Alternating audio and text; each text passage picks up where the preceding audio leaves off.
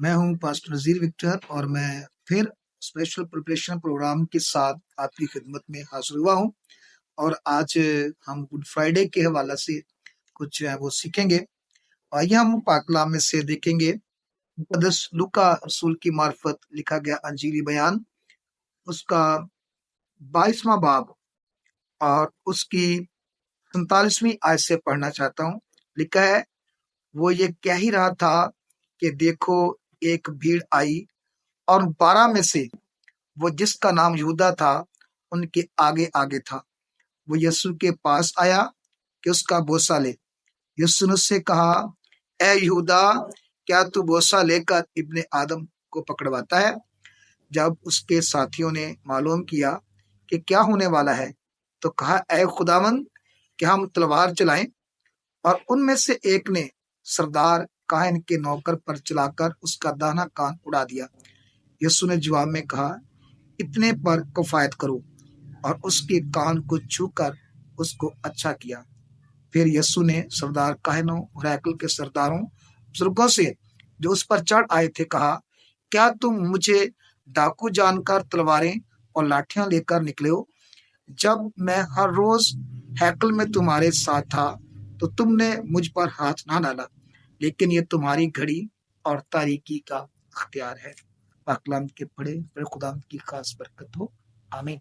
यीशु हमने जो है इस आयत के आखिरी हिस्सा में देखा कि लेकिन ये तुम्हारी घड़ी और तारीकी का अख्तियार है।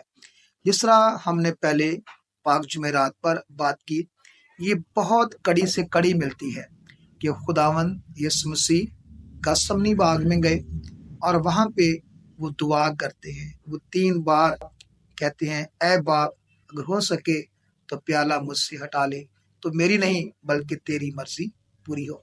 और कलाम खुदा में लिखा है कि फरिश्ता आता और उसको तकविया देता, और उसका जो पसीना है वो खून की गोया बड़ी बड़ी बूंदे बनकर गिरता था।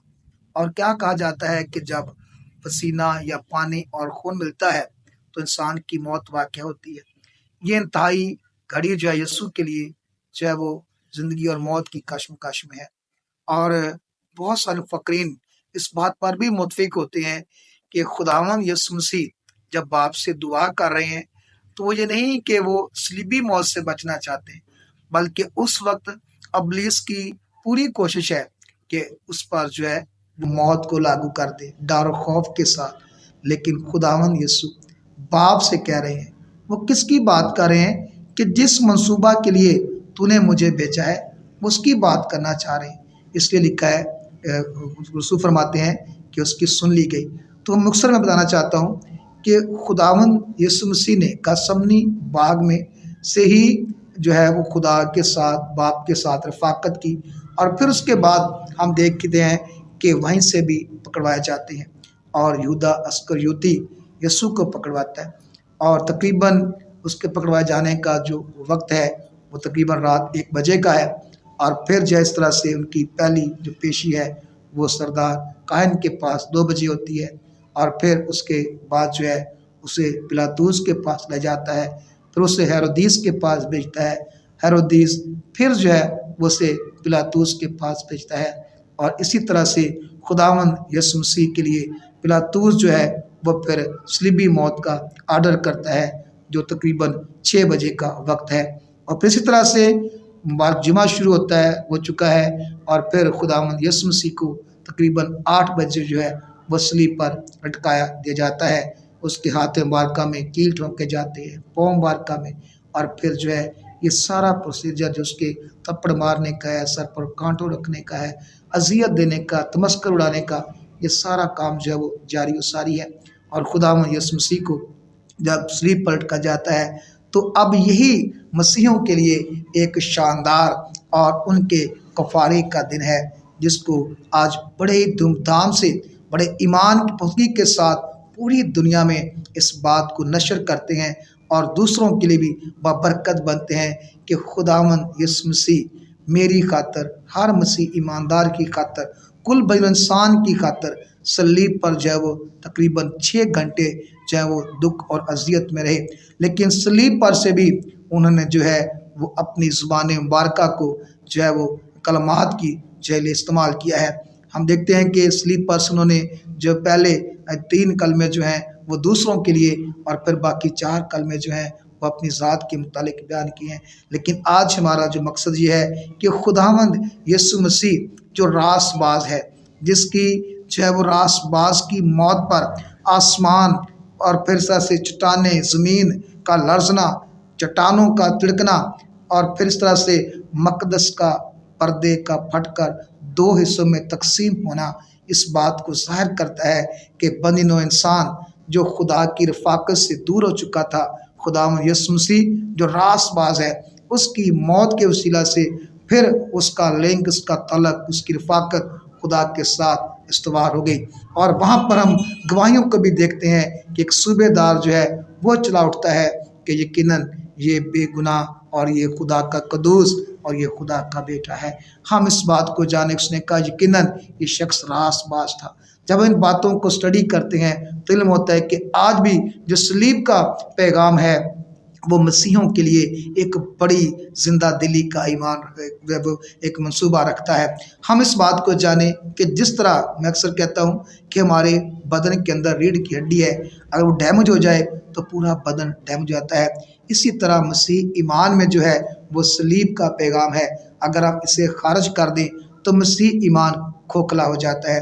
اس لیے مبارک جمعہ، حالانکہ یہ خدا یسوع مسیح کی موت کا دن ہے، لیکن ہم اسے گڈ فرائیڈے کہتے ہیں۔ مبارک جمعہ اس لیے کہتے ہیں کیونکہ اس راست باز کی موت کے ساتھ ہم جو گناہ گار تھے اس پر ایمان لانے سے ہماری راست بازی گنی گئی، یعنی ہم جو گناہ گار تھے، ہم اس راست باز پر ایمان لانے سے اور اس کی موت کے وسیلہ سے ہم راست باز گنے گئے اور ہم نے گناہ سے چھٹکارا پایا۔ اس لیے ہمیں یسوع مسیح کا وہ کلام یاد آتا ہے جیسے کہ لکھا ہے کہ جو خدا کے بیٹے پر ایمان لاتا ہے ہمیشہ کی زندگی اس کے پاس ہے، جس کے پاس خدا کا بیٹا نہیں اس کے پاس ہمیشہ کی زندگی نہیں۔